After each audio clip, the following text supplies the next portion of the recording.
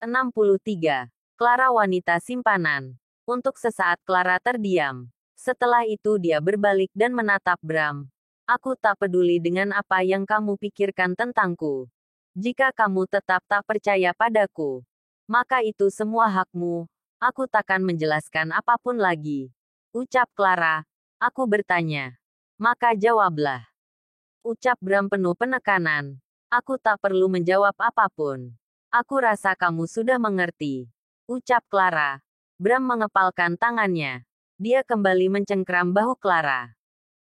Tatapannya begitu tajam terhadap Clara. Sudah cukup. Clara. Jangan terus mempermainkanku. Geram Bram. Clara hanya diam. Dia tak mencoba melepaskan tangan Bram. Dia sendiri ingin lihat apa yang akan Bram lakukan setelah itu. Bram menggeram, dia melepaskan tangannya dan melewati Clara keluar dari kamar mandi. Clara menangis. Dia sungguh sedih karena Bram meragukannya. Sedangkan di kamar, Bram mengusap wajah kasar. Dia menarik napas dalam-dalam dan mengembuskannya perlahan. Dia berharap amarahnya dapat mereda. Sungguh rasanya ingin melampiaskan kekesalannya. Bram teringat pada Dante. Rasanya masih belum cukup memberikan Dante pelajaran. Bram bergegas keluar dari kamar. Dia mencari keberadaan Dante tetapi tak menemukan Dante di ruang tamu. Bahkan di kolam renang pun tak ada Dante. Bram bergegas menuju kamar Dante. Brak. Bram menendang pintu kamar. Napasnya memburu melihat Dante yang tengah mengemas pakaiannya. Bram menghampiri Dante. Dia menarik lengan Dante dan beralih mencengkram kerah pakaian Dante. Ya, Dante sudah berpakaian. Jangan coba-coba menghindar, Dante. Geram Bram. Dante menyingkirkan tangan Bram. Dia menatap Bram dengan berani. Tak ada lagi rasa sungkan terhadap Bram. Sudah cukup lama dia bekerja pada Bram. Dan dia tak pernah bermain gila dengan wanita yang dekat dengan Bram. Begitupun dengan Clara. Sedikit pun dia tak pernah berpikir untuk mendekati Clara. Bram, aku mengabdikan diriku padamu sudah cukup lama. Dan aku rasa cukup sampai di sini saja. Kamu tak perlu repot memecatku. Karena aku sudah memutuskan untuk tak lagi bekerja padamu. Aku tak masalah.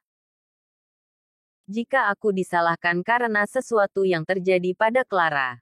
Tetapi kali ini kamu keterlaluan. Jadi, setelah ini aku tak bisa menjamin kamu takkan selalu mencurigaiku jika aku masih berada di sini. Karena itu lebih baik aku pergi. Ucap Dante.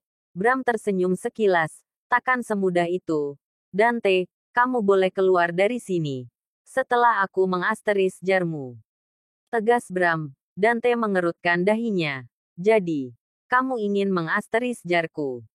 Atas kesalahan apa? Apa atas pertolonganku terhadap wanitamu? Oh, maksudku, istrimu. Ucap Dante. Kini dahi Bram yang berkerut. Dia masih tetap menajamkan tatapannya pada Dante. Apa kamu tahu? Clara hampir tenggelam karena kakinya mengalami kram. Apa kamu pikir? Aku akan diam saja. Menunggu dia mati tenggelam. Ucap Dante. Sialan. Bram merasa tak terima mendengar ucapan Dante. Tentu saja dia tak senang mendengar ucapan Dante tentang kematian Clara. Bram akan menghajar wajah Dante. Tetapi Dante justru tampak santai. Tak ada sedikit pun rasa takut. Apa kamu tak suka mendengar ucapanku? Tapi, itulah kenyataannya. Kamu orang cerdas. Bukan? Jika kamu ragu, kamu cek saja rekaman CCTV apartemen ini. Ucap Dante. Dante mengangkat kopernya. Dia menyeretnya keluar kamar tanpa mengatakan apapun pada Bram. Bram terdiam sesaat. Entah mengapa mendengar ucapan Dante membuat Bram merasa memang perlu mengecek CCTV. CCTV itu takkan berbohong. Dan sudah jelas akan merekam kenyataan yang terjadi. Bram tak membawa laptopnya. Tetapi dia teringat Clara memiliki laptop. Bram bergegas menuju ruang kerja Clara. Dia melihat laptop Clara berada di atas meja. Bram membuka laptop Clara. Dia mengetik sebuah link untuk masuk ke akun CCTV apartemen itu. Bram mengatur waktu pada saat kejadian di apartemen. Bram duduk Dia mulai memperhatikan rekaman tersebut. Bram memperhatikan Clara yang tampak tengah meminta bantuan. Tak cukup sampai di situ. Bram masih ingin melihat rekaman selanjutnya. Bram menelan air liurnya. Tampak Clara mulai kesulitan mengendalikan tubuhnya. Dan terlihat panik. Tak lama Dante melompat ke dalam kolam renang. Bram bergegas menutup laptop itu. Dia menghela napas panjang. Bram terdiam sesaat. Dan akhirnya keluar dari ruang kerja Clara. Bram kembali ke kamar. Dia melihat Clara sudah memakai pakaiannya. Clara tengah di depan cermin riasnya. Bram tak mengatakan apapun. Entah apa yang akan dia katakan. Sementara itu, Clara pun tampak diam. Dia tak mengatakan apapun. Bram benar-benar merasa canggung. Dia memilih keluar dari kamar dan meninggalkan apartemen Clara. Bram pergi menuju baseman dan memasuki mobilnya. Dia melajukan mobilnya dengan perasaan kesal. Dia kesal pada dirinya sendiri karena terlalu cepat menyimpulkan sesuatu. Bram benar-benar tak dapat mengendalikan dirinya ketika melihat Clara dekat dengan pria lain. Bram tak ingin pria manapun mendekati Clara. Hanya dialah satu-satunya pria yang berhak mendekati Clara. Asteris di sepanjang perjalanan. Bram terus berpikir, entah bagaimana caranya meminta maaf pada Clara.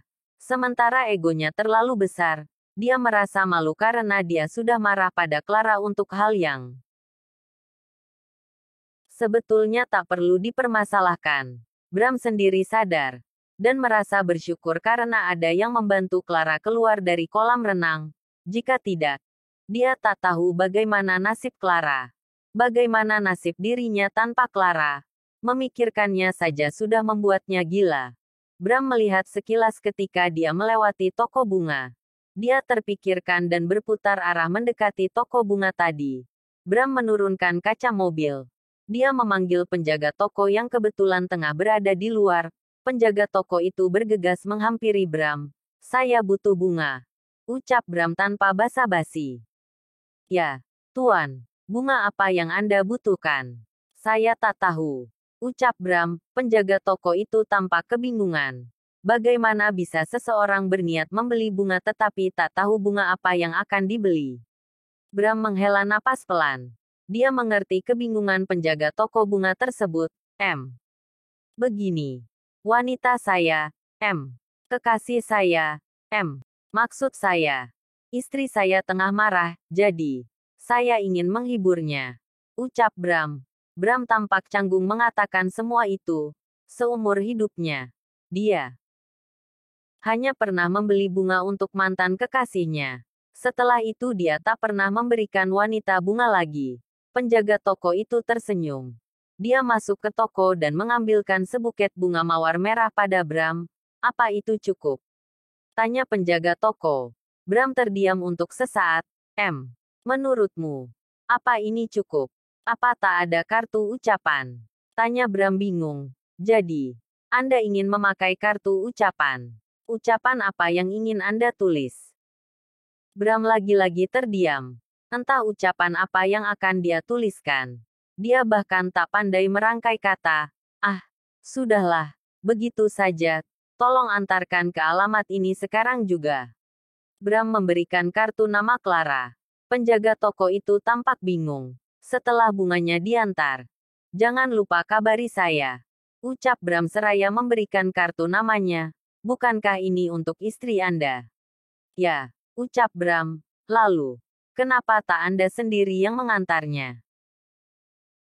Bram menghela napas kasar. Bram mengeluarkan beberapa lembar uang pecahan 100 ribuan. Dia menutup kembali kaca mobil dan meninggalkan penjaga toko itu yang semakin dibuat bingung. Tak ingin larut dalam kebingungan. Penjaga toko itu pun bergegas mengantar bunga pesanan Bram ke apartemen Clara. Sesampainya di depan pintu apartemen Clara. Penjaga toko bunga tadi menekan bel apartemen. Tak lama Clara membuka pintu apartemen. Dengan Nona Clara. "Ya, ada apa?" tanya Clara bingung karena pria di hadapannya membawa bunga. "Ada kiriman bunga untuk Anda." "Bunga? Dari siapa?" tanya Clara semakin bingung. "Dari Tuan Bram," penjaga toko itu akan menyerahkan bunga mawar itu pada Clara.